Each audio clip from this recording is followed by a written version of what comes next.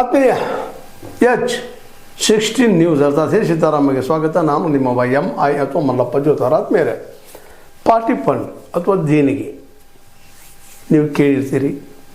ಹಿಂಗಂದ್ರೆ ಏನು ಸಹಜದ, ಇಲ್ಲಿ ವ್ಯಾಪಾರಿಗಳು, ಇಲ್ಲಿಯ ಇಂಡಸ್ಟ್ರಿಯಲಿಸ್ಟ್, ಉದ್ಯಮಿಗಳು, ಇನ್ನುಳಿದವರು, ಪಾರ್ಟಿಗಳು ಅಂದರೆ ಇವು ನಮ್ಮ ಪಕ್ಷಗಳನ್ನು ಅವ್ರು ರಾಜಕೀಯ ಮಾಡೋದಕ್ಕೆ ದುಡ್ಡು ಹಾಕಿ ಕೊಡುವಂಥವು ಅಂತ.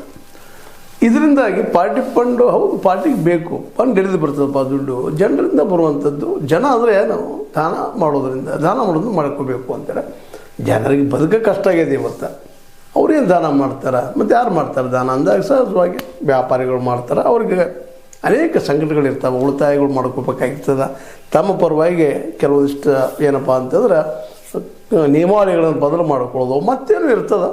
ಆ ಎಲ್ಲ ದಿಶೆಯಲ್ಲೇ ಇವತ್ತಿನ ಇಂಡಸ್ಟ್ರಿಯಲಿಸ್ಟ್ ಆಗಿರ್ಬೋದು, ಇವತ್ತಿನ ನಮ್ಮ ವ್ಯಾಪಾರಿಗಳಾಗಿರ್ಬೋದು, ಪಾರ್ಟಿಗಳಿಗೆ ಫಂಡ್ ಕೊಡ್ತಾರೆ. ಅವ್ರು ಪಾರ್ಟಿ ನಿಮಗೆ ಗೊತ್ತದ, Congress, BJP, TMC, YSR Congress, TDP, BJD, JDU, JDS ಅನೇಕ ಪಾರ್ಟಿಗಳಿದ್ದಾವೆ. ಈ ಪಾರ್ಟಿಗಳು ಏನಪ್ಪ ಅಂದ್ರೆ ಜನಸಾಮಾನ್ಯರಿಂದ ಫಂಡ್ ತೊಗೊಳ್ತೀವಿ ಅಂತ ಹೇಳ್ತಾರೆ. ಆದರೆ ತೊಗೊಳೋದು ಈ ಕಾರ್ಪೊರೇಟ್ಗಳಿಂದ ಹೆಚ್ಚಿಗೆ ಕೊಡೋರು ಯಾರಪ್ಪ ಅಂದರೆ ಕಾರ್ಪೊರೇಟ್ಗಳು, ವ್ಯಾಪಾರಿಗಳು. ಯಾಕಂದ್ರೆ ಹೆಚ್ಚು ಲಾಭ ಆಗ್ತಿರ್ತದೆ.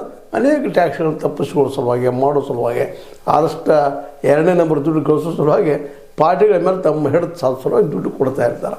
ಹೀಗಾಗಿ ಪಾರ್ಟಿ ಫಂಡ್ ವರ್ಷದಿಂದ ವರ್ಷಕ್ಕೆ ಅವರು ಹೆಚ್ಚು ಕಡಿಮೆ ಆಗ್ತಿರ್ತದೆ. ಆದರೂ ಅಧಿಕಾರದಲ್ಲಿದ್ದವ್ರದ್ದು ಹೆಚ್ಚಾಗ್ತಿರ್ತದೆ ಸಾಮಾನ್ಯವಾಗಿ. ಯಾಕಂದ್ರೆ ಅಧಿಕಾರದಾಗಿದ್ದವ್ರ ಅನುಕೂಲಗಳನ್ನು ಹೆಚ್ಚು ಮಾಡಿಕೊಡ್ತಾರೆ.